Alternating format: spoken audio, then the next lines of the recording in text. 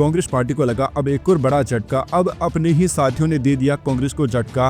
कांग्रेस को उमर अब्दुल्ला ने दी नसीहत, बोले ईवीएम को लेकर शिकायतें करना बंद कर दे। जम्मू कश्मीर के मुख्यमंत्री उमर अब्दुल्ला ने रविवार को कांग्रेस पार्टी को बड़ी नसीहत दे डाली है। सीएम उमर अब्दुल्ला ने कांग्रेस पार्टी से कहा है कि वह ईवीएम को लेकर अपनी शिकायतें करना बंद कर दे और चुनाव के परिणाम को स्वीकार करे। बता दें कि हाल ही में हुए कई राज्यों के चुनाव में हार झेलने के बाद कांग्रेस ने ईवीएम में गड़बड़ी का दावा किया था। उमर अब्दुल्ला ने इसके साथ ही परिवारवाद के आरोपों समेत कई मुद्दों पर अपनी बात भी रखी है।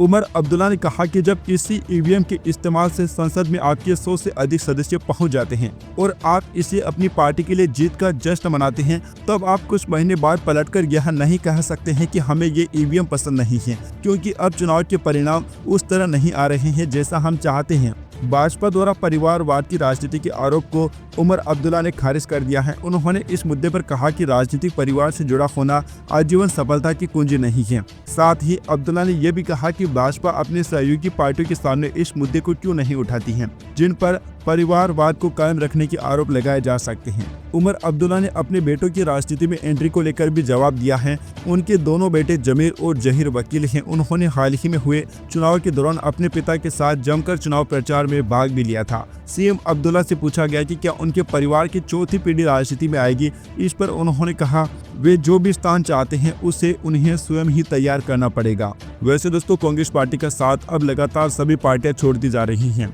क्योंकि कांग्रेस पर अब किसी को भी यकीन नहीं रह गया है। अभी हाल ही में लालू यादव भी यह कह चुके हैं कि इंडिया गठबंधन की कमान ममता बनर्जी को सौंप देनी चाहिए। Subscribe now and press the bell icon. Never miss an update.